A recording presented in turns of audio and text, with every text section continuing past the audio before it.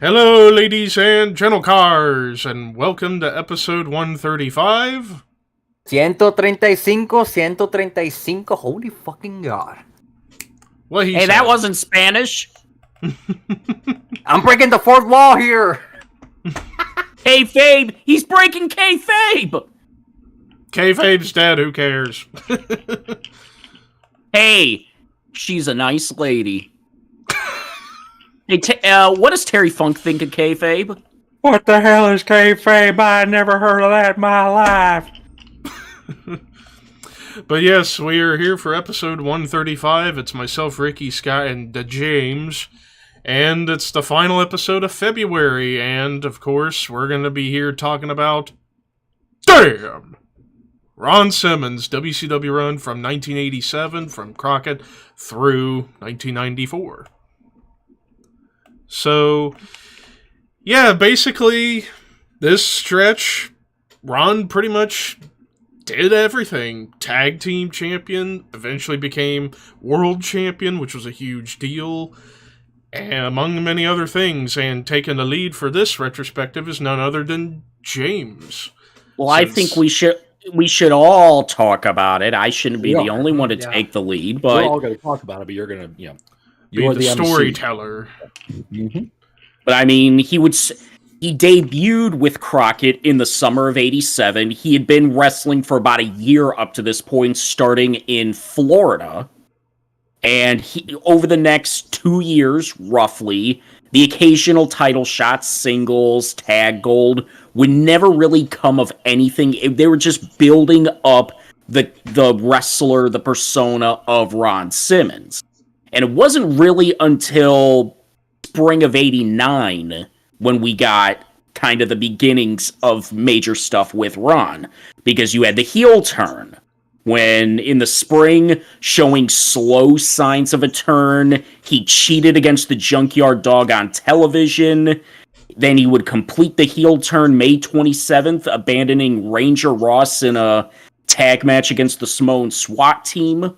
Soon after that, started teaming with Butch Reed, and then a little bit after that, they would debut as the masked team of Doom, even though you knew it was Ron and Butch. Yeah, there was not much mystery to that. But and Ron was the guy that, like you said, he came up from Florida, looked like $1 million, had that pedigree behind him from the football, history he had, tremendous athlete, but they weren't doing anything with him. He was just kind of bland, just there. They would put him with like Eddie Gilbert against the Fantastics on a Clash of Champions and have a Broadway match, and it was fine, but that was kind of it. He wasn't figured in anywhere. He's kind of lower mid-card dude at that point. Just, it's Ron Simmons. Okay, cool. Man, yay.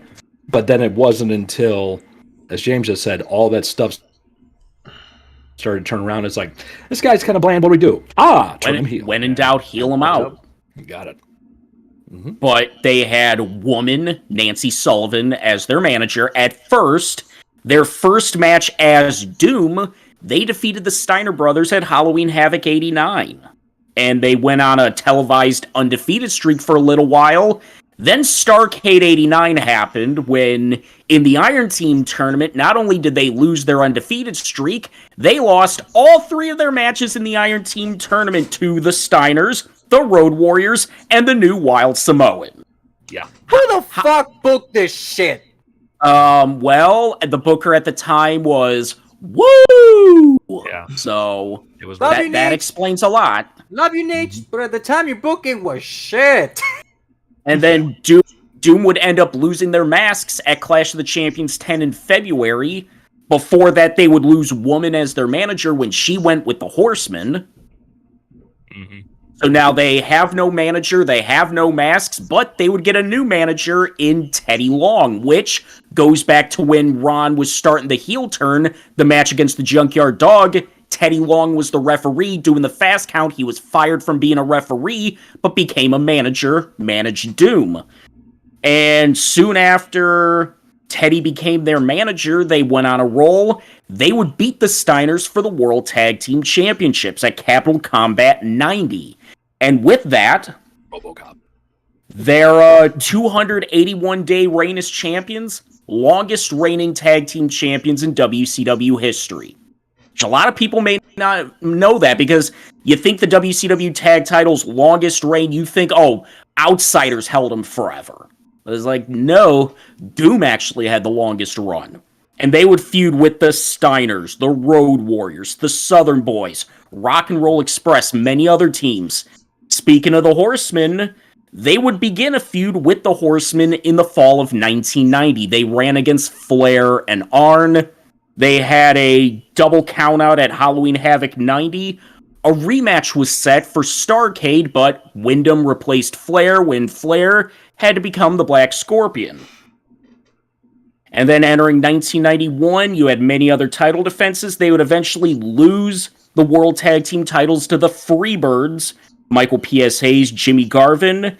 And after they lost the belts, that led to Ron's babyface turn because they split up Doom. Again, Ron went babyface. They would have one more match as a team in New Japan when they lost to Vader and Bam Bam Bigelow. But then Ron and Butch would feud. That culminated at the first Super Brawl where Ron went over. Then he ran through a bunch of opponents after that, leading to Ron becoming a number one contender for the World Heavyweight Championship against Lex Luger, which was a big deal. Luger needed opponents because they turned Lex heel. Yep. You had many house show matches building up on television, leading to Halloween Havoc 91, 2 out of 3 falls.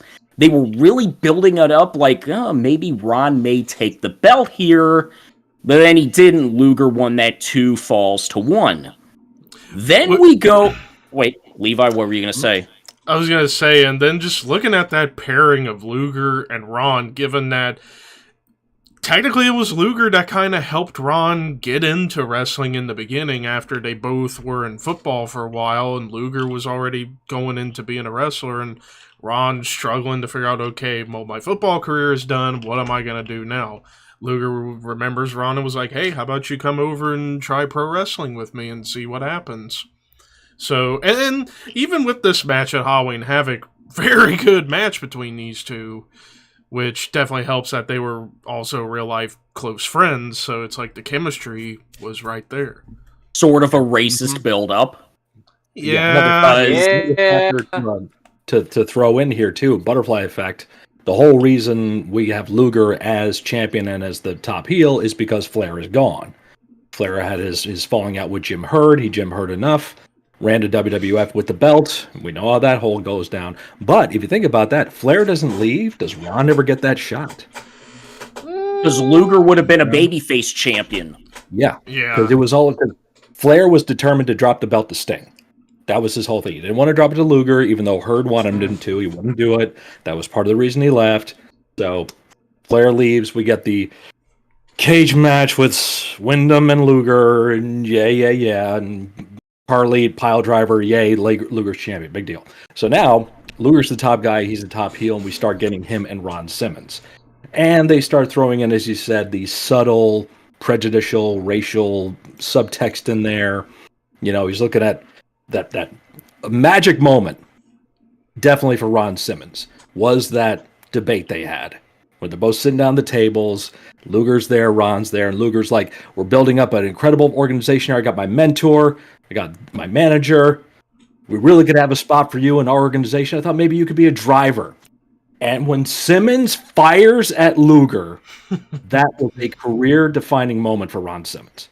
That was effectively like, oh, you motherfucker, you didn't just do that. Bam, I'm on it. And right there, you made him.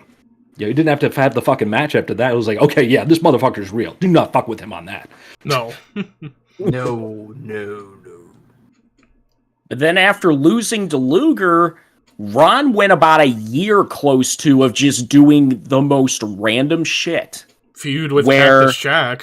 Well, even before that, he was in the Lethal Lottery at Starrcade, but didn't win the Battle Royal. Feuded with Cactus, beat him at Super Brawl. He was the U.S. Tag Team Champions with Big Josh for like a brief period. And it's funny going back with the Cactus stuff. I remember actually Ron talking about stories of working Cactus back during that time on Story Time. And like Foley would try and come up with all these crazy match ideas that they could do. Like, hey Ron, how about I tape up my fist, put some glue and some glass, and I just punch you with the glass? That's not gonna happen. And then, like, well, how about I get up onto this giant ladder and I give you an elbow through some tables? You could do that, not with me. That ain't never gonna happen. Like, shooting down everything Foley wanted to do because Ron's, like, legit thought he was legit out of his mind. As he describes it. But nowadays he's like, now I get why Foley does the things he does. He's the best at doing it. But yeah, he's like, yeah, I legit thought he was out of his mind. Do that with anybody, just not with me. Yeah.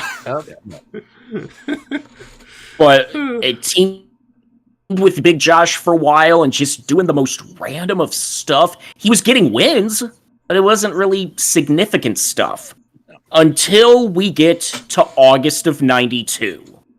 On TV, you were supposed to have this big Sting versus Vader title match. They wrote Sting off after the debut of Jake Roberts. They ran a raffle to see who would get the title shot. Ron would win the raffle. He got the title shot against Vader. And the big win, where Ron Simmons defeated Vader to become the World Heavyweight Champion. The first recognized Black World Champion in the history of wrestling. Ron Simmons, and the ovation.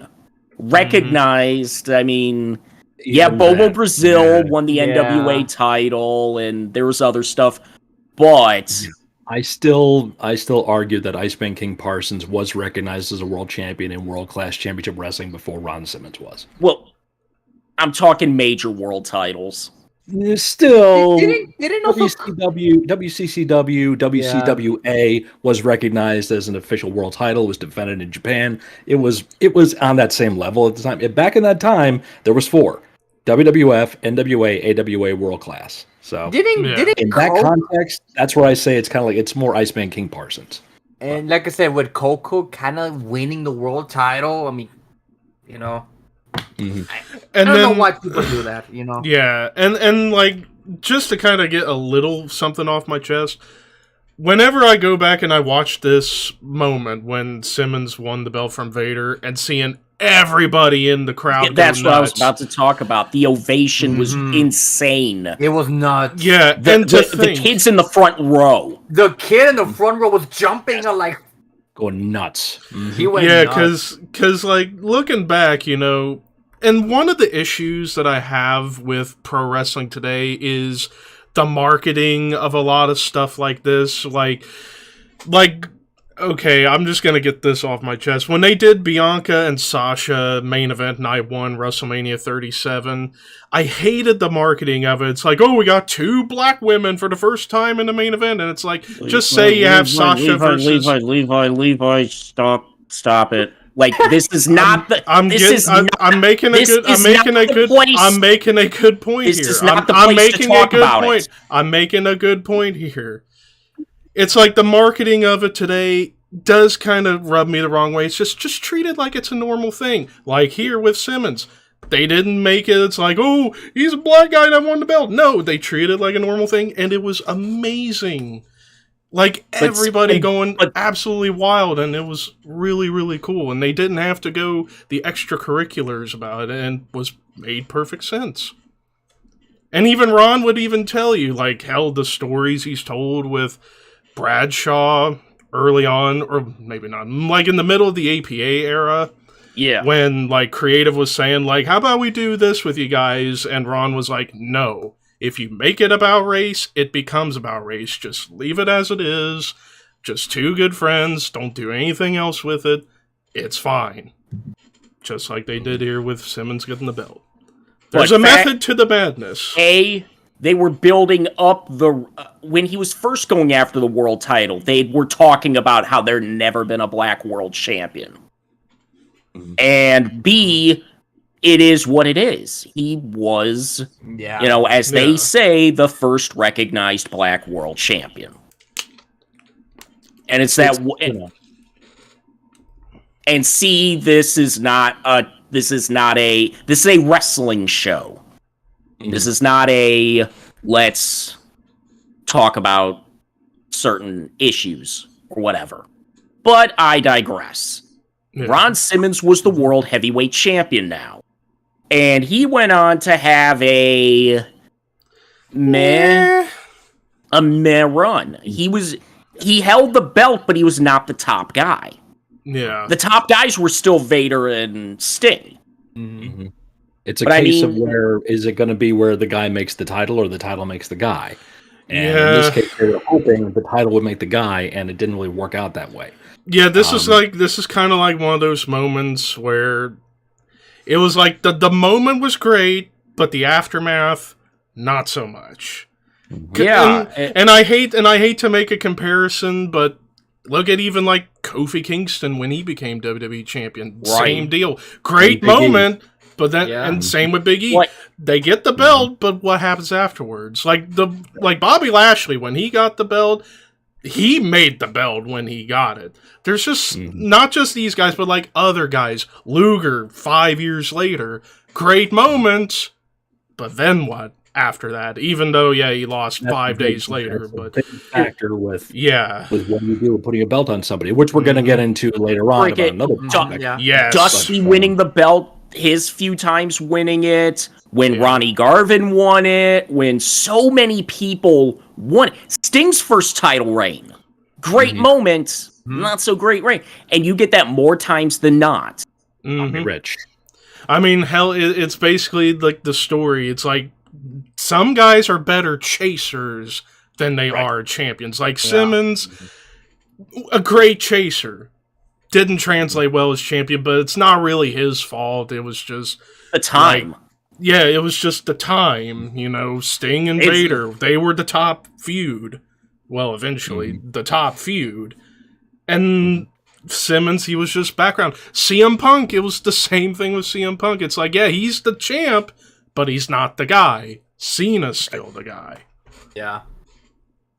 And that is also based on perception. Perception is reality. That's a big Vinceism, because if you've got a guy like in let's go with this scenario, so we're talking about Ron.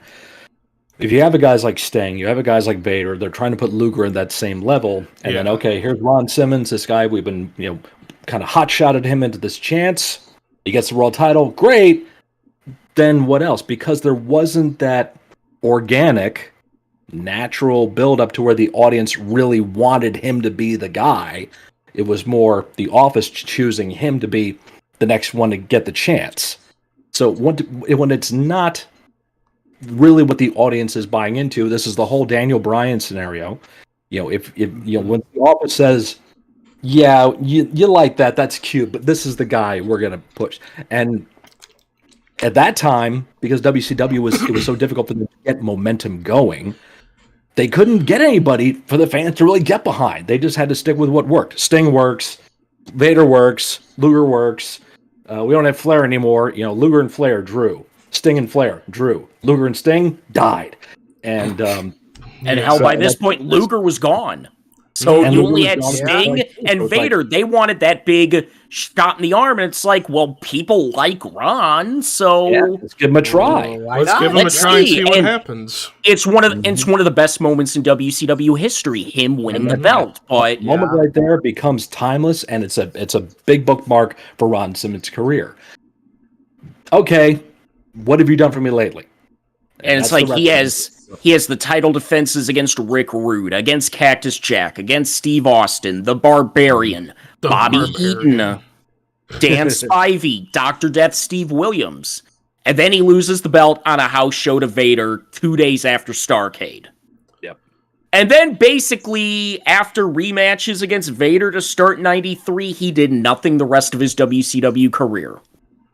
Yeah. It's like he was back in the mid-card, went after the TV title against Paul Orndorff, and then he became non-existent. Some people forget he was in WCW in 93 and even 94. Because he was just a background character. He became heel again when he felt the fans turned on him after losing the world title, and then just, he was working without a contract. His last little bit in WCW. He was doing some stuff with Harlem Heat there. They were a little bit of a trio there for a bit. You can find interviews and stuff with those three together. And it looks interesting at the time. And then September 1994 was the end of Ron Simmons, where he won his last match on Worldwide against Scott Armstrong. And that was it. He left, and that was that. So, victim of circumstance. Yeah. He gets the tag run with Butchery, his best run, definitely in that company.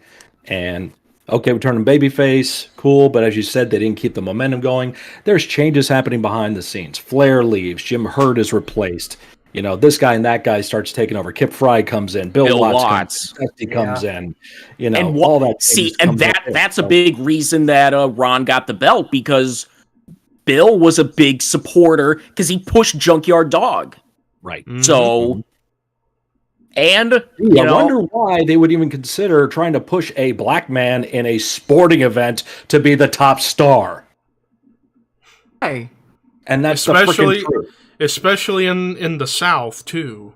Oh, which historically. But yeah. If you don't know Junkyard Dog, if you only know Junkyard Dog from WWF, you don't know the real Junkyard Dog. No, watch his Mid-South stuff. You watch his. He was freaking God. Even Stampede Wrestling too. When the Freebirds blinded JYD, that you want to talk about riots that fans wanted to kill the Freebirds. Oh yeah. Especially here at the South, we take wrestling way too seriously. Trust me, we do. Yeah. Well, freaking Louisiana, like those states. Those they still think it's real down there. No, in Alabama. Oh God! I said those regions. Alabama. All those states right there, because that's their family tree is just straight up and down. Straight up and down, exactly. Hey, Moss. But but I mean, you watch that. Kamala, James Harris told the story that he had a huge feud with Junkyard Dog in Mid-South as a top main event running feud, and Kamala James would always he bought his house, paid cash for his house, never had a home growing up. And you can read his whole book. I know the guy who wrote the book, by the way. And he bought his house, took care of his wife, and James would walk outside that house, look at that house, and say, Junkyard Dog, pay for this house. Because that's the kind of power this guy had. And Bill Watts had the forethought to see that this is the guy that people are going to get behind, and we're going to run him. And they did. And again, what Scott said, if you only know JYD for the WWF during the 80s, it's like, you don't really know. No. There's a lot of people like that. If you only know them for X, you've never seen there's some people that I know who know Harley Race just for the WWE run. I'm like, good dude, you gotta watch, his NWA run. He was the kingpin of the NWA for almost a decade. Yeah. Or it's like WWF with the funny, the crown and the purple robe. That's funny. You watch his angry ass walking down the freaking aisle with the red and blue coat on, and he just scowling at the people. No music needed, because he was the world champion. They get in the ring. Zep, look at it. Look at not his dick, his belt. Look at it. Look at it. Yeah. I'm like, go watch Flair, Hardy Race, Starrcade, that cage match. People that only know Jerry Lawler for the WWE, it's like, watch Memphis, where he was God. The king. Yeah. He was God. The king of Memphis wrestling. Or you only know Ric Flair for the WWE, watch NWA and WCW. And there are some people that only know Ric Flair WWE. Or that's it. And Jake Roberts. The underlying factor of all these people we just mentioned is what I mentioned before. The natural, organic build of those characters as people supporting them. And that's what they didn't do with Ron in WCW when he went for the world title. It was just throw him out there and see if it works. It didn't happen naturally. That's what they needed to do with him to get him to give him a stronger run. But all these other names we mentioned here, a different time period we know in the business, the territory time period, all that stuff too. And Ron was coming in at the tail end of it. Florida was nowhere near its prominence that it was at that point. At that point, Eddie Graham was gone, and I think Dusty was running it briefly. It was PWF at that point, and eventually they sold out to Crockett. The Florida Championship was brought into NWA, WCW, Jim Crockett Promotions briefly. Remember, Rotunda won it and he gave it to Rick Steiner to hold on or whatever. And that was eventually fizzled out anyway. So he comes in from that, not really establishing himself, comes in, tag run, huge. And then flounders, and then, okay, kid, here you go. Strap on the rocket ships. Here we're going. You're going world champion. What? Okay, huge moment. And back down again. And then, oh, hi, Paul. Yeah, I can come work with the Steiner. I can come working with. I can team with Too Cold in ECW. Oh, hi Vince. You want me to put what on? A helmet? A blue leather helmet? Wait, yeah. I think we can say his WCW run was good. Not saying it was bad. I mean, it was way better than fucking Spartacus. Oh, I'm just oh god, I'm just imagining an alternative universe: Spartacus versus Ron Simmons. Spartacus, Ric Flair. Spartacus, Ric Flair. That whole thing. Because that was supposed that. That's the reason he left. That's why Flair cut his hair. One of the reasons he left. Yeah. That was one of the reasons he left. Yeah. They also wanted to cut his pay from $750 to like $350,000. Yeah, it's like, cut it in half. Your pay's gonna be cut. Your hair's gonna be cut. You're gonna be a mid-carder, and you're gonna be Spartacus. Damn it! I ran Pizza Hut, so that means I know I was the director of wrestling at the Chase. Yeah, that's Jim Hurd's resume, folks. From Pizza Hut to WCW. Jim Ross liked him because he could get him drunk.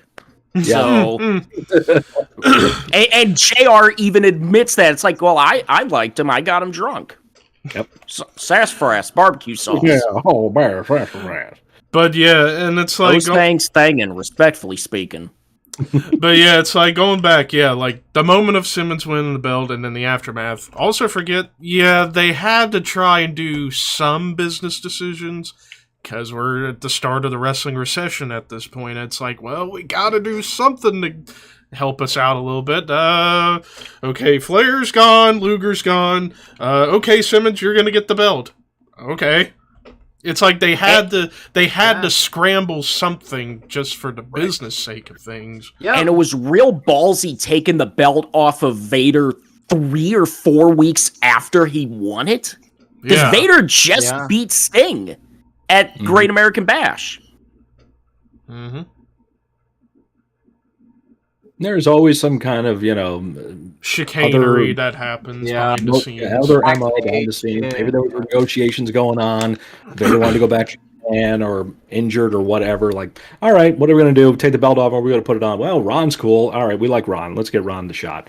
But again, it wasn't that organic build-up thing. I don't really know who else at that time frame, if there was anybody that they could have put the belt on that had that momentum going for them. Who was still at the time? Was Rick Rude around the time? Well, he was U.S. champ at this point. Rick was heel. Oh, yeah, he was heel. Barry Windham, maybe? Ricky Steamboat? Well, Barry had never been world champion. True. But Steamboat?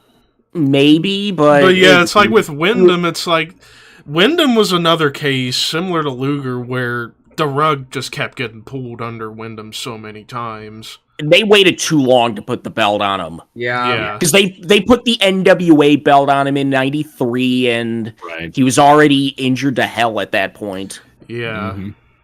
Yeah, he already passed his kind of, I hate to say past his prime, but he really was. I mean, he was still 30, 31 at this point, but yeah. He was pretty beat up. He was beat up. He was an old 31. Yeah. They should have pulled the trigger when it was feuding with Flair, to be honest. Had Back in the had 80s. negotiations gone proper and Flair could keep his pay and all this stuff, then there you go. You could have had that. Flair wanted to drop the belt to Barry and then be like, "Fuck it, I'm gone." Yeah. Yeah, so I don't really think there's anybody else that they could have. And Arn's not a world champion. Sorry, No, he's not. No. Yeah. and he was heel, so Mm-hmm. Yeah, and they couldn't put on Dustin. Dustin was too young and too green still. and we would have known why he won the belt. Yeah. Exactly. Let me tell you something. Let's baby, Dustin Rhodes going to be the world heavyweight champion, the greatest champion of all time, baby, if you will. And this is after also the kind of the well, it's not after, but also when they experimented with the Japanese, of Chono and Muda coming in and doing that whole thing, and they didn't do anything for their business. So the international thing it wasn't going to work out. Not even any of the Japanese guys. I'm trying to figure out who at the time who could have gone to WCW to become world champion, and there's nobody can think of. Sasaki, maybe, but Sasaki was kind of still new at the time. It weren't going to put it on Liger, and no, not the world Or heavyweight. Pillman. Or Pillman, I thought of him too. Yeah, I was thinking Pillman. Wasn't Pillman heel at the point? No, Ron Pillman was still babyface on the way to turn heel. Right, because when was starting, so and but he was heel. Austin was heel. Not even a lot of names were heel. There just wasn't enough baby faces. No, I'm not even. Unless you turn somebody babyface, but it would have been out of nowhere. Yeah, unless they would have gone on a whole different realm and go to, at the time, CMLL, but there's no way they were going to put the world title on a guy from CMLL.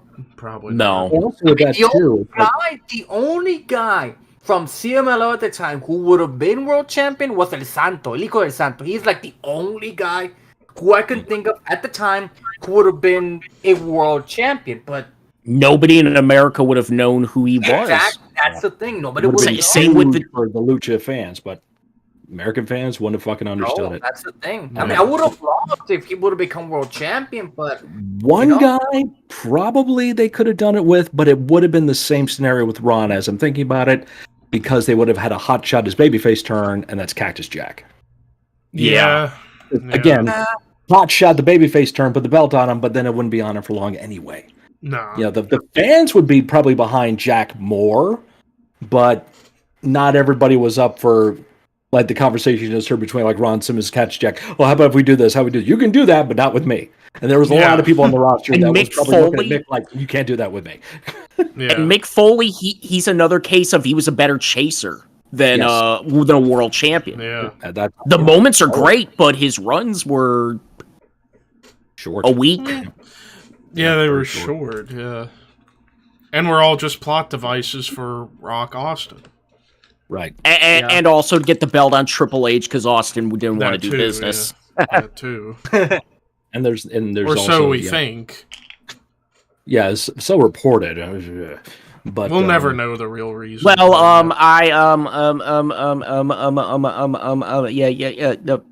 WrestleMania only had 78,000. Just spit it out, Meltzer. We've been watching too much of Gorilla Monsoon podcast. If you have not seen Gorilla Monsoon AI podcast on Twitter, you have to find it. It is the funniest shit. Well, actually, real quick, there is one name we were missing during this time frame they maybe could have given the belt to, even though he was starting to kind of go down a little bit. Orndorff? Probably not, but I mean... again, like Barry, beat up, older... Still could go, but his arm was atrophied by this point. Yeah. His atrophy. So, and it wasn't, he was older. Now, if there was a shoot fight against him and Vader, we know who would have won that. You know who did win. Fucking Sandals. Yeah. That's the funniest story. Orndorff beating Vader up with sandals. Yeah. And then Bischoff finding out about it. Bischoff found out about it and then gave Orndorff a raise. You know, And he I don't fired know. Vader. I don't know. Vader, yeah. I don't know which is funnier. Which is a funnier fight, that or Khali winning a fight against Big Show because Big Show tripped over a chair? Actually, the funniest is Joey Styles knocking the Bradshaw out. Yes. That's the funniest story. Because when you look at the two, who do you think would win? Right. And you don't know Nerd Joey. or Joey can do it. Bradshaw? Mm-hmm. Yeah. Or Jericho beating the living crap out of Goldberg. And then Goldberg saying your mama's a goof. or Jericho squaring up and actually winning a fight against Brock. Yeah, good luck. He wanted to freaking fight Brock, who's all steroid up from the USC. UFC, not USC. USC's a college. UFC is that fake fighting. We're talking about real We're fighting. talking about real wrestling here, boy. Oh dear Lord me. So Ron We are Simmons, so far off of the actual. You're So so off what the were top. we talking about? Ron Ron We Simmons. just wrapped up Ron Simmons. There you go. So yeah, the biggest- good run, biggest- but somewhat a case of what could have been as well. So the biggest ups for Ron Simmons in WCW, his run as longest reigning tag team champions With with Doom. Butch Reed as Doom. So he's got that. Was WCW World Champion, but wasn't really the guy. But a tremendous moment for him. And downfalls, just that floundering on the mid to low card area with nothing to do. Almost and- like creative's got nothing for you, pal. All right, pal. It was pretty much after they took the belt off of him. It's like, well, Okay. we've got nothing. So We did that. We tried that. Okay, moving on. and you're gonna go on TV and lose for a year. And then off to ECW New Japan for And- rest of 94, 95, and then WWF, and the rest is history with that. Oh, Luke. Oh. Now, there was some struggles there for a bit when he Yeah. was In the beginning, yes. but then when they went with the Nation, that really got going, and then Yes. a little more struggling. Then they paired him with Bradshaw, and then the Yeah, rest was July. history. Yep. What? Mhm. The And then Ministry. after retirement, damn! Damn. It's still some of the funniest shit ever. You want to talk about Oh. if you know somebody for just this? It's like if you only know Ron Simmons for Damn, go back and watch Exactly. his WCW Mhm. and his work as Farouk in the APA and all that stuff. Because Yep. he's a bigger deal than just one word. Exactly. I think one of my favorite damn moments from him was when Jeff and Matt were backstage, and I think it was either Candice or Yeah, Maria. it was- Maria and Candice and Santino, yeah. and then Rom is like, damn. Oh yeah, when Candice was like, how about a kiss for good luck? Santino goes in, but Maria kisses Candice instead, and then, yeah, Ron. damn. Damn. And he would just, and I just love how he would say damn or words that rhyme with damn. Like I think one of the most underrated series of skits in the history of the company was the date night with Maria and Santino, where he would just keep saying words that rhyme with damn. Like, what kind of chowder do you want? Clam! What's the waiter's name? Slam! Or at WrestleMania 23 when all that random stuff happened, and then there was Ron coming in. Damn, I was there. Yeah. A fun fact. He's a Whenever Hall I of was at, Famer. Mm-hmm. fun fact. Whenever I was at Mania 30, access the day of the show, and I got my picture taken with some buddies. In the background behind us was Simmons and Godfather. Oh, wow. Yeah.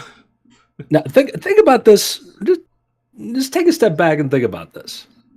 You're sitting at home, you get a phone call, you go to the airport, you get on the plane, you fly, you land, you catch a car, you drive to the building, you get some food, you go in the locker room, you hang out, you chill out, you talk to people, then you go to creative, then you come back, then you get told, okay, it's time for your spot. You go up to the back spot, camera rolls, and you say one word. And then you pack your bag, you leave, you get in the car, you drive to the airport, you fly home, you drive home, you get paid, you jerk off. He had the easiest job in the world for a few years there. He really did. That's a Hall of Fame right there. Mm-hmm. That's what everybody wants. But in the end, God bless Ron Simmons for existing. Oh, shit. Or something like that. And hell, for those who want to know more, watch this Broken Skull sessions with him and Stone Cold. Especially And the also, stories they tell of each other hanging out back in the WWF days. The Jesus Christ. Legends with JBL with Ron is another one. Even his input on the Dawn of the Attitude Era panel with he, Godfather, Kane, Foley, and Shawn. That was a good panel. So yeah, basically, fucking love Ron Simmons. There Absolutely. you go. Total respect. But now for This Week in Wrestling, and well, we got a lot to talk about, and Time well, to take we the got glasses some off. Oh, they're Scotch. coming off soon. They're coming off soon. Well, why don't we Elimination go ahead Chamber and... last Saturday. Well, yeah, Let's get let's to talk Let's Chamber. talk about that Saturday first. We got a lot to talk about. Really good show. I would Yeah. dare say great show. Probably the best B pay-per-view in a dog's age. Like, every match was really good to fucking outstanding. The biggest elimination chamber in the history of the company, the most viewed, the most merchandise sold, biggest the gate. most highest gate. Is Ash Biggest Mizani? Yep. So Yeah, so to go through all the matches, yeah, we had the women's chamber match. Really good chamber match. The best Though- women's chamber match they've had. that's Yeah. true. Although, I will agree with my boy Boss, the order of eliminations was a little off. Little bit off. Like, honestly, they should have eliminated Carmella first.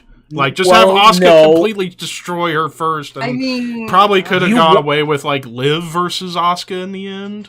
I would have loved that, to be honest. Liv being eliminated via pass out worked, and you Yeah. wanted Carmella in there at the end because it's the face and the heel dynamic. And Carmella's that heel that everybody wants to see get beat up. So that's why they did what they did. But And they were Raquel building looked it up from the entrances. Raquel looked good in there for her first time in there. Nikki was doing her job. Asuka looked great. Natty was Canadian, so And, yeah, Natty was Canadian, but she looked solid, and she was pretty much probably the general in there, kind of coordinating stuff. Eliminations made sense. Spots made sense. There wasn't anything really crazy, which you didn't need. The one thing they overdid was sticking the head through the chain thing. Almost everybody did that. Didn't do that. But There was one crazy spot when Raquel smashed Nikki through the pod. Oh, yeah. that was the sunset flip off the top of the pod, That which was- that should have been a was pin. insane. Yeah, that that should have been a pin, yeah. Mm-hmm. But yeah, really good opener. Best women's elimination chamber match. And then Lashley Brock. Granted, under 5 minutes, but it was still solid. Granted, But it made sense. They and don't the need to go finish- 10 minutes. yeah, and the finish, it's like some people might look at that as like, you really did that finish, but at the same time, you're not going to beat Brock and you're not going to beat Bobby. What Not do on you this do? show. Damn At it, least not on Bobby. this show. Damn it, Bobby. So, Who? and they And he- left, he and they fucking- still left the door open for them two to go back later down the road. And he F But it won't be at WrestleMania. It won't be at WrestleMania. Because- Guess who called it? Didn't I call Brock versus Omos last Saturday? You did, yeah, because you put it on the universe, so it was your fault. You put it on the universe, it's your fault. That match Yes, a Mark with a microphone did that shit. I love it. So that means we're going to get Bobby Bray, which should be interesting. If that's Maybe. even going to happen. Yeah. Or maybe we still get Bobby and Brock again. You never It would make know. sense, but we'll see.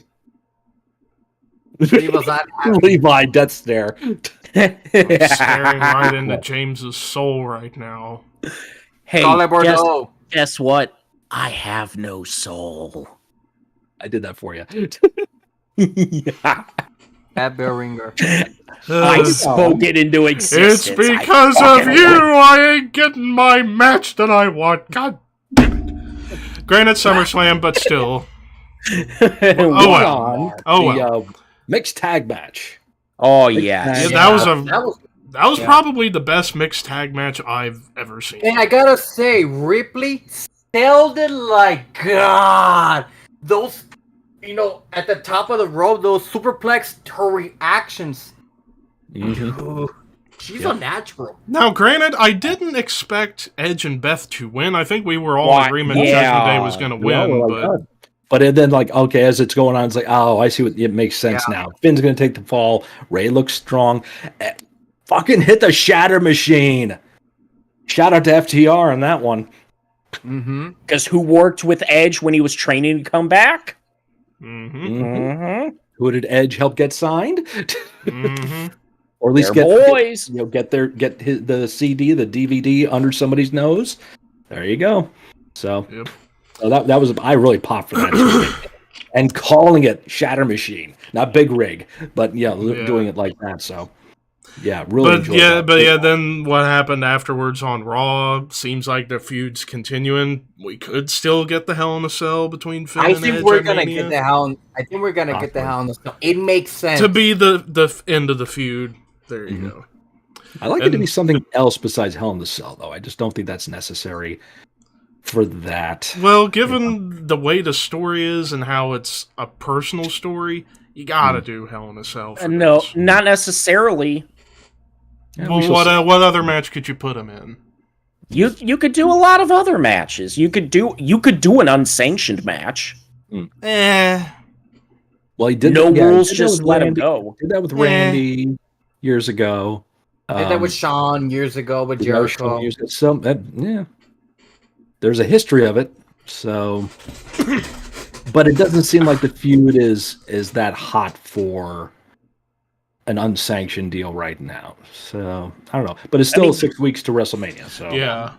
They could do Hell in a Cell, but you get to later on in the year, you're probably going to be doing Hell in a Cells again. That's another for it too. It's like, why do it there if you're going to do it there? I don't know. So unless this is going to be the one Hell in a Cell this year, then okay.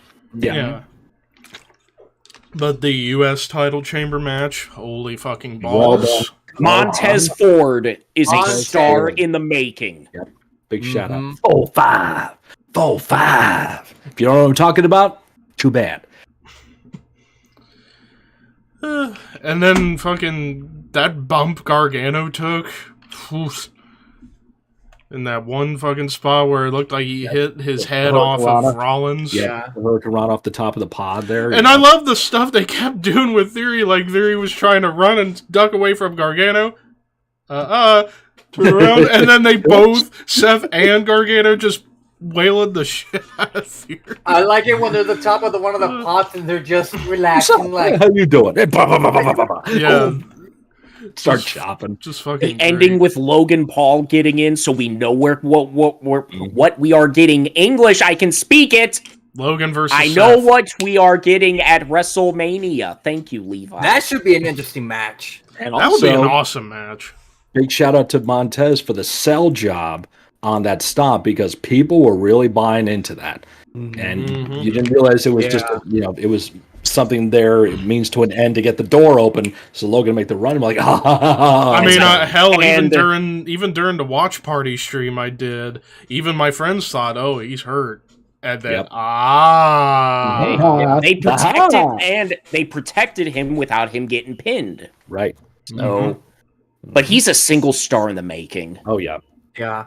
Yeah, definitely. I think him and Dawkins are both going to be really good single stars at some point. I don't want to. Everyone's sleeping on Dawkins. I don't want to see exactly any turns. Split up amicably. Love you, brother. Love you too. Good luck. See you around. I'm there for you if you need me. Cool. And just go off on your own. Handshake, fist bump, whatever, hug, and then they go. Yeah. Like if they do a draft this year, they get split into different brands, and it's like I could see the draft happening after Mania, honestly. It's not goodbye, it's see you next time. And they go their separate ways. Montez goes after the U.S. title. Dawkins can go after the Intercontinental title, and you're... Dawkins and Gunther? Oh, that's Haas City. Everyone's sleeping on Dawkins as a singles. He's good. Yep. But now to Roman, Sammy, and holy fucking shit was this awesome. It took 5 minutes for them to lock up. 5 minutes to lock up. it was perfect for Roman being the first one to go out, getting all that heat. Yep. Fuck you, Roman. Yep. Fuck you, Roman. And Sammy came out, that fucking crowd. There is if anyone hasn't seen it yet, there's a whole vlog of Sammy the whole weekend. I saw that. SummerSlam and Royal Rumble. So check that. It's on YouTube. It's about a half hour long. Well worth checking out. So definitely watch that. Because you can see all the nervousness, all the stress, and then after the fact, all the drainage. Because I've been there, nothing on that level, but I've been there in a small way of like after you have that match and you've done everything you can to build it up, and you build it up in your head and you go out there, you execute, and you hope people enjoyed it, and you sit in that locker room and you're like, was it good? Because you don't know. You don't fucking know. If you get oh my God. All right, let me tell a quick story here. I may have told this story before, and if I did, I'm repeating myself. I apologize. But a very close friend of mine, his name is Steve, his wrestling name JP Black. And this guy, love him like a brother. And we had each other's backs for years. So I was heel, he was babyface. We're setting up this feud that we're doing. He was just coming back from Texas. And once he told me he was coming back, I'm like, dude, you're working with me up here. Like, come on. He's like, okay, cool, I'm in. So we started doing this feud. And we had this one match booked up. It's me and him, and we're in the middle of the feud, so I'm going to beat him by DQ, blah, blah, blah. But for some fucking reason, we fucking hated each other. We would sit in the locker room next to each other and just look at each other. He'd say, I don't like you very much right now. I said, good, because I don't like you either. And that's the way it was. It was a shoot. It was no fucking working. We didn't talk backstage. We didn't discuss anything. We're in this building. It's a hockey arena where they put a big drop cloth right in the middle of it. And then the other one half is completely empty. And all of us in the wrestling in the locker room just walking around. The other half is ring, chairs, bleachers, all that stuff. Cool. So that's it. There's like penalty boxes against the wall. He's sitting in one. I'm sitting in the other. And we're just steaming. I have a towel over my head. I'm like fucking Taz, bunch of fucking Mark. And I'm just fucking, I don't know what happened to me. I don't know what happened to him either. Just like what happened to Levi right there. Snap camera. One time we passed each other and said, hey, you want to do this? Yeah, sure. Okay. Walked away. We went out to that ring. Did you know you can give a black man a black eye? Jesus. Holy shit. Jesus. Yeah. It was a ghost punch, too. I never knew where it happened. And he gave me a receipt, too. Punch straight to the back of the skull. That was fun. And by the way, he's like 6'2", 250, and jacked, so yeah, it hurt. We have the match, we do the finish, we get to the back, we hug each other like, dude, what the fuck happened to us? I don't know. We're never doing that again. No, we're not. I love you too. But you just, when you're in the moment, you don't understand anything. Whatever's happening around you, you're not contemplating it. My wife was looking at me and him like, what is wrong with you two? Like, what? Like, why do you look like what?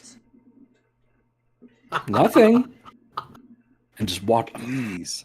That's the one time that happened to me, and probably it's happened to him a couple of times. He gets very intense, but never happened to us again. Next time we wrestled each other, it was an I Quit match. We were having so much fun. It was a lot more fun, just being goofballs and stuff like that behind, in the back. But man, so the point I'm trying to make with that story is when you are tuned in to a storyline, to an angle, and all the emotion, and it being his hometown, and it being the situation where 10 years ago, no one thought this was going to happen. I don't care who you are. No one thought Sami Zayn was going to be in this spot.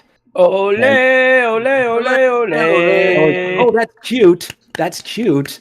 You did not see that as being main event caliber. Me and Walter had constant phone calls. I've talked about, like, dude, they're signing Kevin Steen. Oh man, they better treat him right. But he's never going to make it to the main roster. He's not what they want to see. Oh, they signed Generico. Really? Oh, they're going to make him take the mask off? Oh, he's fucked.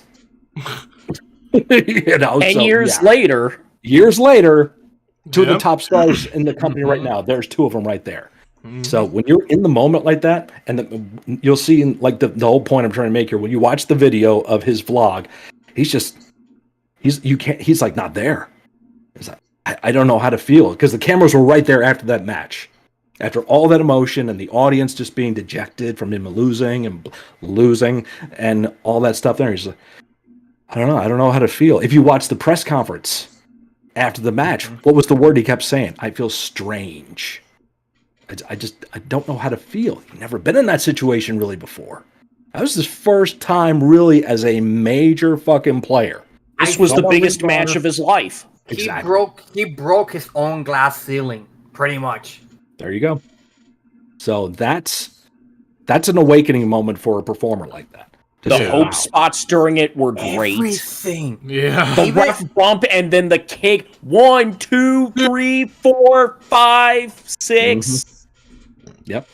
Jay arriving. Jay, that's a big factor right there too. Like, and everyone playing their fucking part so well. I can't get over it. Even Sammy's wife, I gotta give credit to her. She fucking played it well. And Roman playing off her. I love that moment he pulled her in for the kiss too when Sammy did that. I'm like, yeah, she's getting fucked that night, baby. Probably getting pregnant tonight. But oh god, KO coming back afterwards, which makes sense because a lot of people are. Why wouldn't he come during? It's like they're not on the same page yet. They're not friends. They did the right thing on Raw the night later. Sammy asked for KO, and KO's all like, I don't need you. I'm not in this anymore. No, if you want to help take down the bloodline, ask your buddy Jay. I told you back in November, I want nothing to do with you. Yeah, exactly. Long-term storytelling. Now, granted, we know they're going to be back together because it's already announced, like, in early March, there's going to be a tag match with those two against Roman and Solo on a house show in Toronto. There you go. So it's like we know they're going to be reunited at some point. Yeah. So it's time to address something. It's a shoot, brother. This ain't it's Mr. Scott. This is just Scott. Everybody out there that wants to support the negative that Vince is somehow back in control of creative, just stop. Because you don't know that. It's not true. It's not going to happen. Stop believing everything you read. Whether it's Sean Sapp or Meltzer or whoever, anytime you see the words sources say, it's being reported, I've heard from a WWE superstar, that's clickbait. Because they don't have any of that shit. All right? They don't have it. Real journalists quote their sources. They're not afraid to. All right? So if you go to see, because I saw this from fucking Sapp, and I muted his ass after seeing that. Sources in WWE, I've talked to several wrestlers who say that Vince is back in control of creative. He has no fucking proof of that. Unless somebody comes out and states their case and says who the source is, it is not happening. Don't feed into the narrative. Just let it go. Triple H is in charge of creative. Be happy with that. Vince is selling the company. That's happening. Okay? We cool? We good? Don't be stupid. In other words, don't do drugs, kids. Go drugs are bad. Okay. If you're doing drugs, you're bad. Those drugs are bad. You're the bad and good. And also, there's also the people that think that Roman's reign should have ended. The 900-day reign ends 6 weeks before WrestleMania. Yeah, because that would have been smart.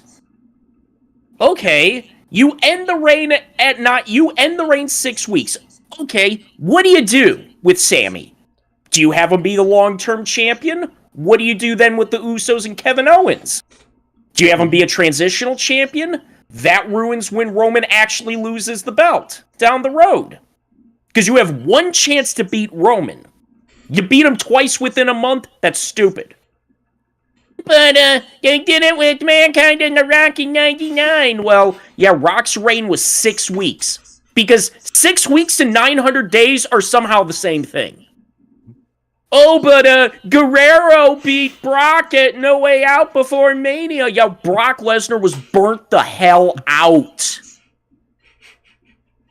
People give so many different explanations or reasons, or they try to quantify and make this and it's equal, and when it's apples and oranges. And now people, they don't want Cody winning at Mania because, well, they're close to 1,000 days. Get it to 1,000 days. I've seen so much of this shit, and I want to press record, but I don't want to, because I don't want to get sucked into the vortex of, if I say something, I may regret it later on, and I don't want to. It's one of those just, I'm sick and fucking tired of seeing it and hearing it. Just enjoy the fact that we're going to have 2 great moments at WrestleMania. Mm-hmm. This WrestleMania is one of the most anticipated of this decade, at least. Maybe the last 15 years. So it's like, this is going to be huge. And if you don't think every possible scenario has not been discussed, you're wrong, okay? These guys are so meticulous with these details now that there's more stuff that's probably going to be coming out, I'm guessing, especially in the match. There's going to be little details we're going to see over the next few weeks that are all going to germinate and come to fruition at the match at WrestleMania. Little details like this, so, like storyline wise, if we're going to get Cody Roman, yes, KO Sammy against Usos. Who's to say you couldn't have Drew against Solo? Because who stopped Drew from winning the championship? Solo needs a big match. Storyline-wise, that would make sense, right? Is anyone going to want that match? Probably. But storyline-wise, wouldn't it make sense? Yes. But because you don't think it's that cool, and it's not a big enough match for WrestleMania... It's because people didn't get what they want, so they're going to try to ruin things for others. They want WWE to take money out of the wallets of 3 other wrestlers to put one guy in the main event. Yep. Well, so glad they aren't fucking bookers. Yeah, and a 900-day reign 6 weeks before WrestleMania. You have a day kink, all right, people. You have a calendar fetish. Gives a shit about the numbers. It's cool. That's nice. What do they give a shit about? He makes the exact same amount of money on day 1 as he does on day 900. Okay? Ugh. And speaking of, it's like you brought up the dipshits like Meltzer and Alvarez. They were wanting Sammy to beat Roman. Like, yeah, because they've booked territories and they've booked promotions. The only thing Alvarez is, besides a shitty writer, is a shittier wrestler. Yep. They do that because that's what the internet crowd wants. So it's like, hey, I'm with you guys. I'm right there with you. I think Sammy should have beat Roman for the title of Montreal. Yeah, okay. Because that worked out for Luger against Hogan. That worked out great for Ronnie Garvin against Ric Flair, or Kerry against Flair. Yeah. Or any other number of things.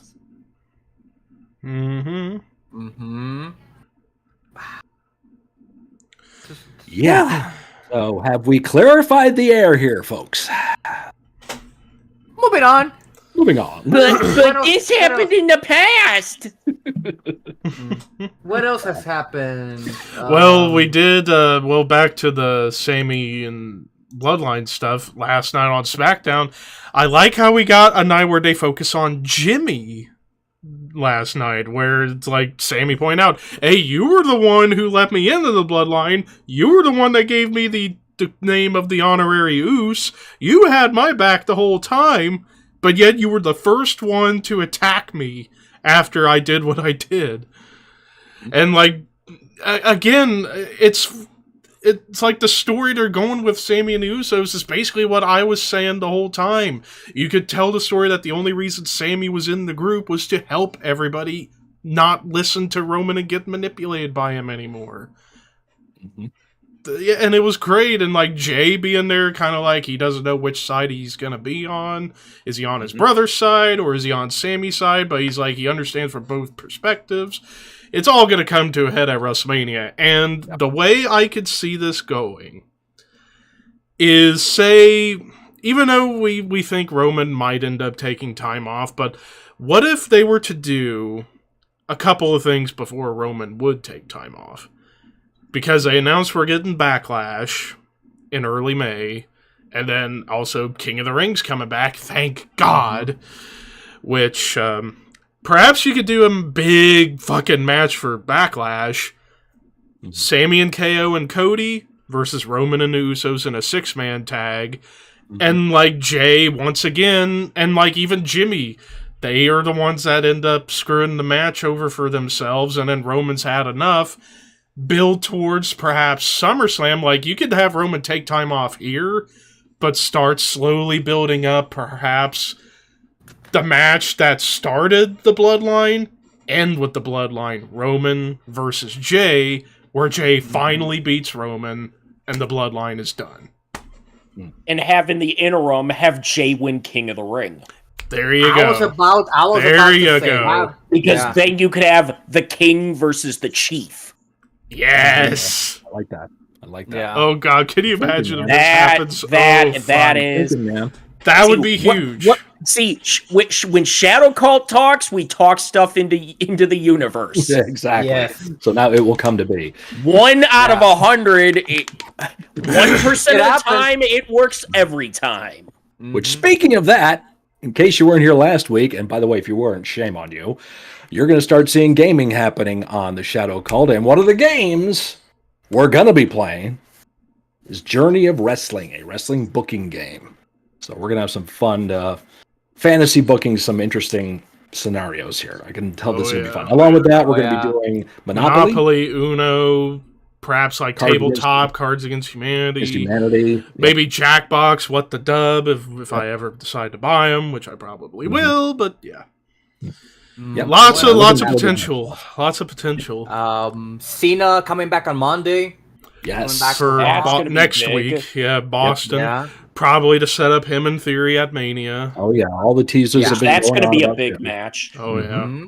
Yep, that's going to be good. They did tease last night Gunther versus Drew for the IC title. Yeah, I think it's going to happen. And that'll be There's going to be a battle royal that's in Toronto. No, there's going to be some kind of battle royal where the winner gets the shot at the Intercontinental title at Mania. It's on a house show. Oh, okay. Cool. That's good. They're doing a house show battle royal to set up who gets the shot at Mania. What else has That makes it happened? pretty big. We're getting Ray and Dominic face to This build has been... It has been underrated, some of the best stuff. Yeah. Something we didn't talk about, I don't think we talked about this last week, was they only did this, I think, after the fact, was Escobar and Mysterio. Yeah. Yeah, they exchanged masks. They did. Whoa. Whoa. So you're pretty this much is going to be... You have pretty much the mask of Rey Mysterio and the mask of El Fantasma. What? That's I wonder what's going to happen here. I mean, that's a legit, like, holy shit.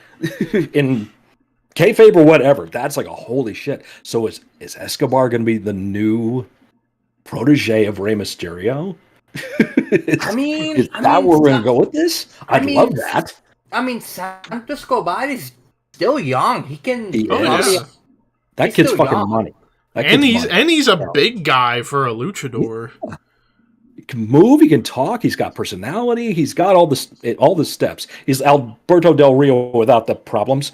But exactly. Yeah. A lot of problems. So yeah, this kid can be fucking big. Yeah. If they WWE Good. WWE's been looking for that new Latin star for 10, 15 years. And if Andrade's not coming back, that we know of. Not for a while. Yeah. So I wouldn't be surprised. I mean, for WrestleMania, I'm pretty sure we might get Dominic Ray.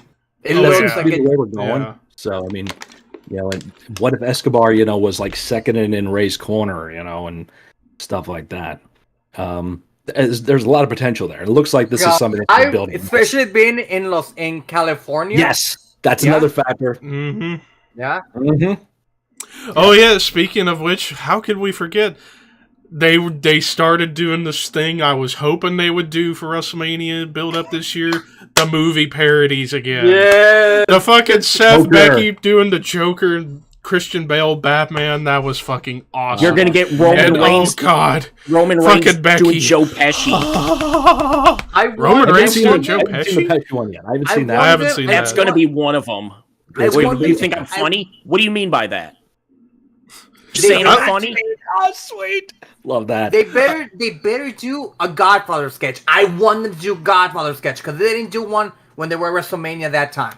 They gotta do a Godfather sketch. I would love to see them do like a Infinity War Endgame sketch. That'd be pretty funny. Like have John Cena's cap. That would be fucking great.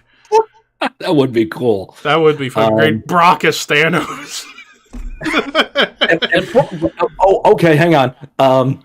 He puts the hand out, and instead of Mjolnir, it's the sword from Drew. True sword. Oh my god! No! Better! Oh my god! Xavier Woods is Captain America. Oh, He puts the hand out, the trombone.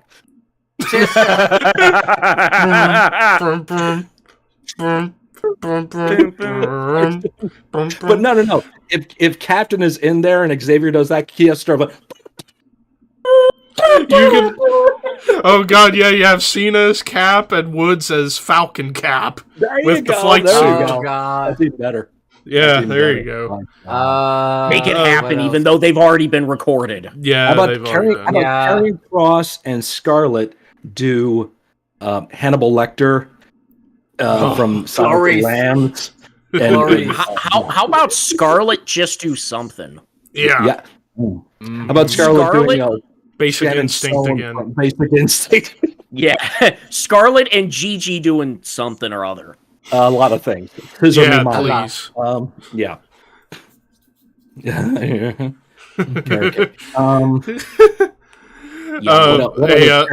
Buttercream carrot cake. Ooh, that. Okay, somebody when the new 2K game comes out, make that a tag team. There you go. Buttercream carrot cake. Yes. What's their finisher? Hey, I can be also clever, sexual. people. I can be There you clever. That was clever Yeah. on my part. Hey, Your finisher is called the happy ending. Yeah. Yes. What's their entrance music? Oof. Phone Can't be music? copyright stuff can't be. Damn it! anything I was that- gonna say "Be My Damn it. Judas" by Typo Negative, or my girlfriend's girlfriend. Or I was gonna say Be some Saint saxophone by. music. I was gonna say Saint by Marilyn Manson Yeah. or Slut Garden. Or it could be the NWO They might as theme. well- If actually, you those know, two you would- know. They just have to come out to pour some sugar on me. That's it. Yeah, just do that. There you go. Or no. Cherry pie. Cherry pie, yes. Aha! That'll work. Aha. Cherry pie for carrot. some buttercream carrot cake. Buttercream carrot cake. That should be a Twitter trend. That is eating hair. that is your best one you've created thus. I'll have to tell my friend Kyle about it. He'd probably be like, wow. "Oh my." Oh my. Somebody Oh. tweet that. It's like Gigi Dolan, Scarlett Bordeaux, tag team buttercream Hashtag carrot buttercream cake. carrot cake. Add the Kid Alliance too. Make it a trio. I don't fucking care. Then what would you call that? But Heaven. thick buttercream cheese carrot cake. Yes. Yes. Buttercream. BBC. Thick buttercream carrot cake. Yum. Yum. That's the name. That's the name right there. Yum. Yum Yum. Incorporated. Oh, jeez. Wowzers. What else happened? I'm trying to figure out what else happened. Oh, All right, other Oh, yeah, parodies- other movie parodies that they could do. let's we got? see. What else they could do? I'm trying to figure it out. They could do probably. I would love if they could do the Crow. I don't think they ever did the Crow. Nah, No. they haven't done it. It would be cool, but Who would you have play the Crow? Can't be Sting. No, Sting. unfortunately One not. guy too. Sorry, but no. Maybe something with Bray, because maybe Pennywise? That's what Could do. thinking. no, Bray do Mr. Rogers. Oh wait, Ah! he's already. Well, doing yeah, that. he's already. No, why you already did that? That's on brand. I'm trying to figure out like Who would modern. Who would you movies get? that- Like, if they did an older movie, if they did a I got parody, one. Braun Strowman, Pee Wee's Playhouse. as we can tell, he has no problem doing movie parodies. He did the parody of Buddy the Elf for Christmas like 5 years ago. They could It's do a secret Elf. word. They could do Elf. I just thought of what Bray Wyatt could do. Dr. Doolittle. Oh. That would be funny as fuck. All the characters around the dinner table. Please. Because he did that. No, they could do Bray with Spatter and No Way Home. All the variants, all his personalities. Oh, you have the Bray variants. Yeah. You have Swamp Bray, Husky Harris, Bray. Rogers Bray, Fiend Bray, Current Bray, Uncle Howdy. Yep. All of them. Like, it's you! No, it's you! But I was trying to think, who would you, if they did a parody of Dumb and Dumber, who would you use? Oh, God. Austin Theory and Dolph Ziggler. No, Austin Theory and Matt Riddle. No. Matt Riddle and Johnny Gargano. Pineapple Express, Matt Riddle. No, Matt Riddle would be Dude, Where's My Car? Yes. That's true. Yeah, it would Dude, be. where's my car? Dazed and Actually, hang on. Confused. Matt Riddle. Dazed and Confused. And... Huh? What's that? The movie Dazed and Confused. Yep. He No, could be I'm Matthew thinking- McConaughey. Man, bro, No, that's what I like about high school girls. Man. I get older, they stay the same age. Same age. Yes, All they right. do, Matt bro. Matt Riddle, Rob Van Dam, Up in Smoke. It'd be just. Oh, What about goddamn. Wayne's World? Yes, Wayne's World? who would you do for Wayne's World. World? Wayne's World. Rick Boogs and Rick Yes. Boogs and Rick Boogs. Shinsuke? And Elias? Elias? Elias. No. Ezekiel. Rick Boogs and Ezekiel. Rick Boogs No, Rick and Boogs and Shinsuke. Rick and Boogs Shaq. and Dolph Ziggler. Yes. Yeah. No. Because actually, I was just thinking. Actually, Elias and Riddle could be Jay and Silent Bob. Man, it's bro, funny. what are you trying to tell me? Just No, spit it no, out. no, The sign on the back of the car says "Critters of Hollywood." You dumb fuck. Say it. Don't spray it, bro. 1, 2, 1, 2, 3. Smoking weed, doing coke, drinking beers. Oh yeah. Holy shit. What about about- so many ideas? What about the Goonies? Goonies? Oh, the Goonies. Goonies. Ooh. Who would you have? Liv Goonies. Morgan. That would be kind of good on one. Dom. Damage control. Damage control. Damage could do Control. that. Yeah, all the you gotta get the women in there. So yeah, do all. You know that. what they haven't done? Kill Bill. What would be good for Kill Bill? Becky. Becky. Yeah. That was her outfit. That was her total outfit last time. Yep. 'Cause they already did. Pulp They Fiction. did Before he touched Pulp that. Fiction. They did Taxi Driver. They did Braveheart. They did When Harry Met Sally. Oh, Yeah. a few How good about- men. They did Forrest Gump. Yeah, a few Yep. good men. Gladiator. Basic Instinct. They should do Dirty they should- Harry with they should do- Undertaker. That was amazing. They should do Casablanca. They could do that. They could do that. What's like a really shitty movie that they could do? Gargano and Candice could do that.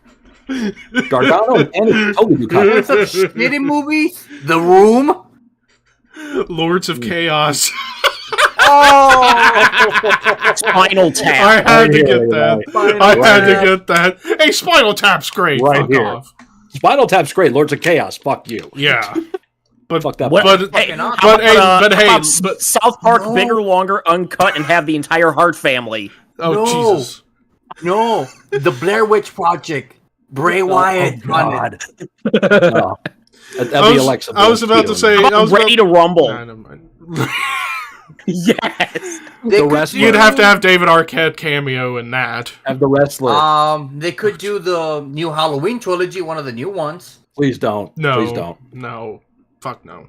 No. I'm trying to think of modern. What if you had a bunch of people do Guardians of the Galaxy and Batista cameos as himself? Yeah. No, someone needs to dress up as Batista, like Big E, dress up as Batista, or Triple H did it. Being Blueface. That's an Avatar. Who could do Avatar? Yeah. God. Anybody. What about Titanic? Titanic. They just did that. Didn't you do that? Didn't Montez Ford Yeah, I and think Bianca they did. do that? Yeah, they did with Montez and Bianca. Yeah. They did do that. Yep. Yeah, They did do that. I haven't seen it yet though. No, I I've haven't. never seen a screen capture of it. But I know that I saw on Instagram they apparently did one for what the fuck was the movie? It was with Rhea. I can't remember what movie it was for though. It was like some scene where it was like this little kid in like a blouse in like a room on a chair or something. It looked like a horror thing. I can't remember. I hope it's on Instagram. Let me look. I'm thinking the Blair Witch. I think it was. No, I think it was The- Blair Witch. Hang No, on, I let me think see. the woman in black, the boy, or Blair Witch. One of those three I'm thinking of. Hang on. Hopefully, it's on my IG feed whenever I go to the search engine. Because that was how I found it. I saw there was this like picture posted of like they filmed this for Rhea, but I just don't think it was. Could you imagine social media back when they first did these at WrestleMania 21? They would have been cracking up, especially at Booker T. Eddie Guerrero. That was my personal favorite because that was perfect. Mm-hmm. Or the when Harry met Sally. Yes. Yes. Yep. And That was Undertaker's Dirty Harry. Yes. And it wasn't for WrestleMania, but remember the West Side Story one they did? For the Royal Rumble. Royal Rumble. That was hilarious. Going to be a Rumble H, tonight. Christian. A very Royal Rumble. That's right. Yeah. When the smoke is clear, we are understanding. Because there can only be Royal Rumble winner. And then Vince wakes up from a dream. Yeah. Was it Wednesday? Like the Wednesday. TV? That bet you that's probably it. That's probably it. By the way, Megan. Megan was awesome. I really didn't. liked I Megan. didn't get the hype behind it. It was not. Megan herself was awesome. The movie was not awesome. I mean, it made a lot of money that it's gonna get a sequel in 2025. That's nice. So did Elon Musk. What's your point? If we're looking at the Al Snow metric, What else they could do? Yes. I would love if they could do an American Werewolf in London. That'd be cool. But who will play David? Who could play David? Somebody hairy. Knowing the werewolf. Somebody hairy. Yeah. Well, Drew's a hairy dude. Drew. I mean, I think with Drew, they would probably put him. I know one of the parodies they are doing. They're doing the 40-year-old virgin with the Brawling Brutes. No. That's gonna be great. They're doing the waxing scene. I remember seeing that. Oh my god! I can't wait for that to come out. Oh my god. Come see him out of here! Kelly Clarkson! Kelly Clarkson! Fuck me in the asshole! The fact that that's real. How dare you do that, you The jerk! fact that that's real? That's real. Yeah. Steve Carell. Fucking putting himself through hell just for You know our what? entertainment. This is not a good look for me! Mm-hmm. And the reactions are real in the movie, and oh my god. But what are some other movies, or really shitty movies? Because Shitty movies. All right. 10 Things I Hate About You. No, I like that movie. Seed of Chucky. Yep, there you go. Yeah, that is a shitty movie. The new Texas Chainsaw, that was shitty. Let's see. Ooh, how about Alien? They could do an Alien Predator. Alien. Oh, that's good. So it's gotta be Rio would probably be good as Ripley. Maybe. Maybe they could do. Because there's a lot of movies you can do. Well, first they gotta get the rights, because parodies. Imagine they do a parody of Scream. I like it to put the scary movie. You gotta have somebody who falls down a lot. Who's a klutz? Titus O'Neil. Titus O'Neil. There you go. Yep. No, The Exorcist. They're gonna do parody No, of The Exorcist. I found what Rio was doing. She's appearing as 11 from Stranger Things, and that the whole Judgment Day is involved. That's what it was. That's true. So actually, here's the whole list right here. So yeah, Brawlin' Brutes doing 40-Year-Old Virgin. We just saw Becky and Seth do The Joker. Roman doing Goodfellas. Montez Bianca doing Titanic. Miz and Maurice are doing Top Gun. We just have Maurice be a part of the thick, creamy carrot cake faction. Yeah, please. Yeah. Some cookies and MILF. Yeah. Dude, we're making a faction of Maurice, Nikita Lyons, Gigi Dolan, and Charlotte Bordeaux. Sweets Incorporated. Yeah. Sweets Walter's pick. We need Walter's pick. That we can have all the five. Yeah, we need Walter. Walter's a Rhea fan. He loves Rhea. If it's ass, Walt's like me. If it's ass, we're in. So yeah. Anybody's got a great ass. Like Bianca's ass. Oh my god. Mm-hmm. Oh, anyways, Lee, what you were saying about the movie? The movie parody. That was it. We're thinking about dessert. That was all. That was it. Okay. That was it. Yeah. Wow. I think they gotta. But just whenever I first saw the Joker one with Seth and Becky, and oh god, I think that's the hottest I've ever seen Becky look. Holy shit! And then doing the voice, the Christian Bale voice, it was like, what the fuck? I've never been in the man cave. I know. I swear. He is the man. I wouldn't be surprised. Hear me out. I wouldn't be surprised if Seth Rollins down the road voices a Joker and animated. It would be kind of interesting. That would be fun. He has the laugh that he could do it. He does. Yeah. AKA the worst laugh that everybody loves. Which means it's the greatest laugh of all time. Laugh, exactly. Selena Vega is going to get to be in the new Street Fighter game, isn't it? Something like that. She's doing commentary. Yeah, or commentary. That's it. So yeah. By the way, if you have 2 hours to kill, watch the rating release of the new 2K game. There was a lot of fun with that one. Nobody liked their numbers, but obviously. But big announcements about 3 legends that you can play as in the new 2K game. If you want me to spoil it for you, I will, but I don't have to. Go ahead. You can. Number 1, kind of given, The Undertaker. The Undertaker will be in the new game. Number 2, The Rock. The Rock will be in there. And the third one, the third legend, and if you understand Up, Down, Down's history, you must understand how much Xavier Woods hated having to say this. Because the third legend you can play in 2K23 will be Tyler Breeze.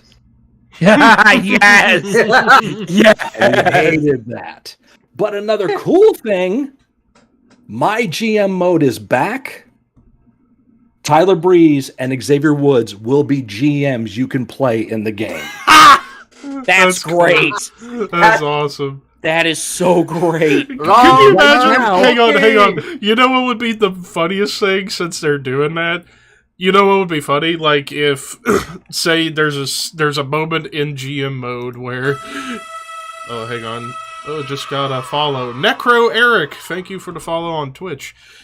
But could you imagine if there was a feature in my GM mode where if you're playing as Breeze and you take Randy Orton from Woods, you'll get an email from Woods saying, "He took Randy!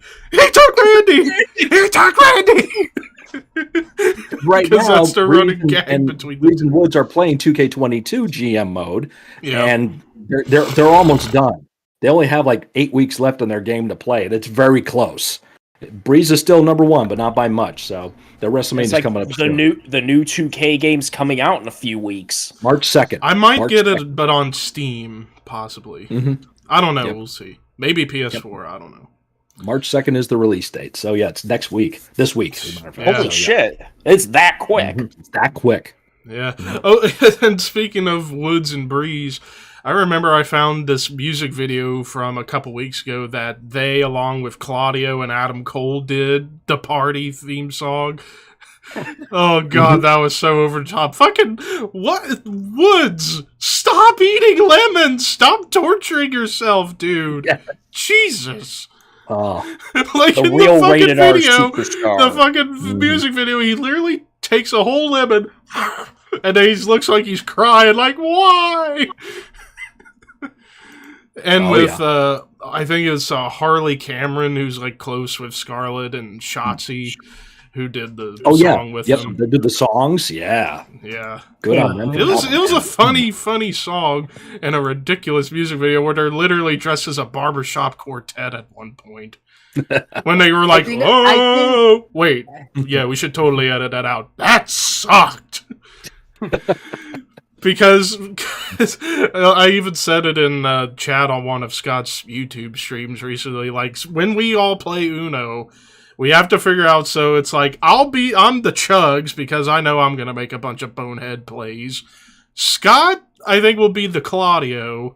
James will be the Breeze, Ricky be the Woods. I guess. I know for sure I'm the Chugs because I am pretty stupid at Uno sometimes.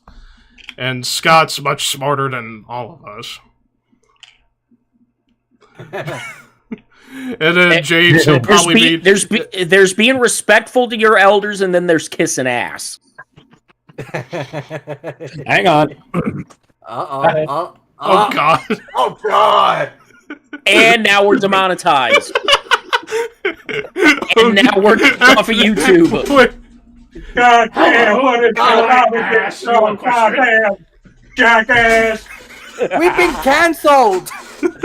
Oh shit! Like father, like yeah. son. Now, see, it would have been even funnier if Scott would have farted. How do you know I did? God, don't even remind me of that one time on a Twitch stream. Silent but deadly. There's still that one time when I was playing Fortnite with my friend Andrea, and my fart literally went through my mic and she heard it. And she was like, what was that? And I was like, oh my God, are you kidding? The chair squeaked. It wasn't me. It was the dog. It was the chair. Oh God, and that reminds me of one time, and I wasn't in the call when this happened. I was on vacation. I'm so pissed I missed it. My racing buddies were playing a night of poker online, and one of my friends literally goes to sit down on a leather couch, and it literally made a fart noise. They were like, what was that? Like, See, ow. You bring up poker, that's another game we could do. Yeah.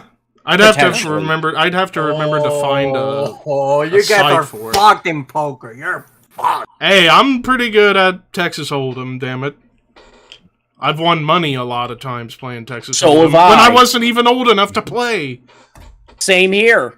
Yeah, You're talking about a guy who in high school once went undefeated 99 times in a row and lost. I almost gotta retire from that at 100, and I fucking lost. But you know poker's a luck-based game, not skill. it really is. Unless you but know I how was to count winning. cards. I was winning. Sometimes better and be lucky winning. than good, as Jesse Ventura would say. I mean, I was like, when one of my friends was like, dude, you're undefeated. Like, what? You've been winning all the time. And I was like, no, let's just play. And then win. To the point where my buddy said, dude, you're 99 wins in a row. When we playing chess, Oh jeez, I God. wouldn't. I haven't played chess in years. I have no idea. Let's is go. Is that the one with the black and red pieces? Because I'm good at black that. and white, thank you. That's checkers. Ping me? Kidding me? Pat, I'd like to solve the puzzle. Yes. Tremendous. Or Go Fish? Go Fish? Oh, can we play Go Fish? That'd be fun. I know. Well, I know the So many the best, lies. I know the best way for a lot of these games. I know the best way to play some of these games would be on Tabletop Simulator, because you can play literally any tabletop game on there, and it's perfect. Yeah. Hell, there's this one game I play on there a little bit called Red Flags, and oh my god, it's so brutal. Where it's like you're trying to pitch the perfect date to somebody, but there's a red flag. Yeah, Yep, Scott played this with Seth and Carson Riley. and those guys, and Riley too. Yeah. Yeah, that was Taking our holy wrestling shit. Monopoly board. But Oh yes. I've been trying to look up how to do that on the PC version of Monopoly Plus, and it seems like you can't do it. Damn. Which But- sucks. Shit, but Bob the game. let me tell you how serious this was back in high school, to the point that one of my buddies almost created a custom belt, like an actual belt of poker. And he said, dude, if you go 100 wins, this was before I was doing the undefeated streak. If you go 100 wins, I will personally make you a championship belt with the aces, the spades, the queens, everything. And it'll be for you. This was during high school, I want to say my junior or sophomore year. Everybody during lunch knew once we would eat, we would play cards. For some weird reason, I kept winning all the time. And I was like, I must be good. You know, my luck. But like one of my buddies just kept like keeping score. Like, dude, like we used to play like 5-6 games every time we go to lunch. And he would add all the winnings. I was like, dude, you're undefeated. Like, what? You're undefeated. I never noticed. And then to the point that everybody, our little circle, would circle around, and whomever wanted to challenge me, we would make it like a big fucking deal. Sometimes after school, we would go before our bus, and I would sit down, kind of like the Godfather, like, who's next?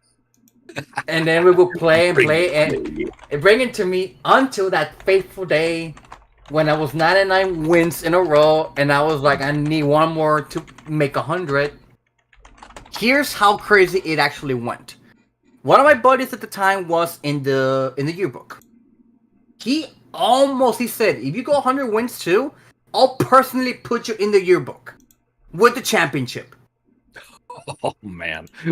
So all serious. the pressure was there. And then I fucking lost. You should have. All right, here you go. Who wants to play me in Star Wars Trivial Pursuit? Not me. Not me. Nope. Nope, you're on your own. Gee, why? I bet you none of you know how. I have the game, brought it to a friend's house once.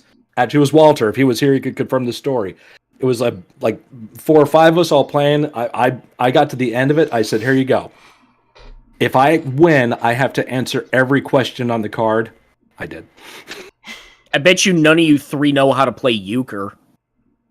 Euchre? No, I don't know that Never one. Is heard that like of some kind of weird back-ass It's a inbred Michigan thing. type bullshit? Or what is that? It's a Michigan game. Yeah, inbred bullshit. Gotcha. Go ahead. Hey, first off, that's near Alabama and all those fucking states. Michigan's the south of the north. We know this. The north. We are the north of the north. What are you talking about? We're Bullshit. the south of the north, dude. You know. Ding, ding, ding, ding. Ahua! Hey, do you know how they named Canada? talk. I've heard Dan Severn talk. And the Steiners Kick your too. ass. And Eagle mode. Go ahead. Scott, well, no, I meant Scott Steiner. He'd beat you in a math competition. That's true. He would. He would definitely do Oh yeah, that. you would. Oh god, and I just thought of a really fucking great one. Once we do the tabletop simulator, World Championship Russian Roulette. Just yeah, but you and I haven't played that in a while, Scott. A lot of fun. Yeah. Yeah, So, just so much I fuckery. need to know. All kidding aside, what's euchre? I'm very curious. See, I'm not sure the rules in particular, but I know it's a game that my parents and my brother and all them played. It's some sort of it's a card game where you sit across from your partner, and then you have two people on the other side, their partners, and then you try to get points and shit. Oh, okay. It's kind of like a pinochle type thing, or something like that. Oh, okay, all right. Sounds like fun. Well, since we've come to that point in the show where we're now just rambling about what all are we going to be playing for game nights and all that, good time to wrap up. But eating some carrot cake. Eating some buttercream iced carrot cake. Thick. With cookies and milk. With cookies and milk. Sweets Incorporated. Yep. So a reminder Somebody of them that. Who wants to get blocked first? But anyway, so a reminder of the schedule coming up for March. It's WrestleMania season for March. Whoa. WrestleMania! WrestleMania! Just like that. Just like that. Jamie Santino. Oh, WrestleMania! But, so 4 weeks we're doing in March, so we're doing 4 WrestleManias. We're doing 1, which Scott won't be here for. I'll be here next 9, 19, and 24. WrestleMania 9's gonna be great. I love that shit. But yeah, that's all of March, so before we go, it is plug time, and we'll start with The James Man. You can find me on my YouTube at We Are Pro Wrestling, where I'm going to be doing my own WrestleMania month, which you will be finding out what WrestleManias I'm going to be covering tomorrow when I announce it on Twitter and Instagram. So follow me on Twitter at WAPW_wrestling and follow me on Instagram at We Are Pro Wrestling _YT. Scott. Yes. Find me on YouTube under It's Mr. Scott, doing reaction videos on there. Tomorrow, the reaction will be my reaction to WatchMojo.com's top 10 hardest bass riffs. So that's a fun one to check out. Fun stuff coming at you all in March, too. And find me on Twitch, jamming out on there, playing guitar, sometimes writing music, playing bass, plenty of songs there. Stream coming next week. Metal of 1994 will be the topic. We've got 4 songs lined up to play, so hang out with me while we talk about that stuff. Find me on Twitter, Instagram, and TikTok. TikTok, I do a lot of voice challenge stuff. I just put up a video where I did the overdub of Shrek as a horror movie trailer, so check that out if you wouldn't mind. And please like, subscribe, and follow and do all that fun stuff as well. Check out the TeePublic merch store under It's Mr. Scott 2. Oh, go ahead. Ricardo? You can catch me on my Twitter, HorrorMaster18. You can catch me on my YouTube channel, Horror Master. You can catch me on my Instagram, Ricardo, which I finally passed the 900 followers mark. I'm at 916 now, so my next goal is go to 1,000, which hopefully can get that before the end of the year. So please follow me on my Instagram so I can reach that goal. And you can catch me on Levi's channel doing both the Shadow Kvlt and the Orson podcast, which Levi. Well, if you haven't already, subscribe to the Thrash Maniac 99 YouTube channel. So as far as stuff that's been happening this week, did Under the Radar on Tuesday. Wednesday, I started... I haven't gotten any response yet, but hopefully it'll be coming soon. I did a unique thread. What metal genre and band would this wrestler be? Where I take a wrestler and I put them in a genre, i.e. like Undertaker is death metal and the band is Asphyx, Sting black metal, Emperor, etc., etc., etc. Just went really ridiculous on that video. So that was a fun one. I liked it. It was really fun. This morning I posted my review of the new Insomnium album, which is great. If you're a fan of melodic death metal in the vein of bands like At the Gates and Children of Bodom, there you go.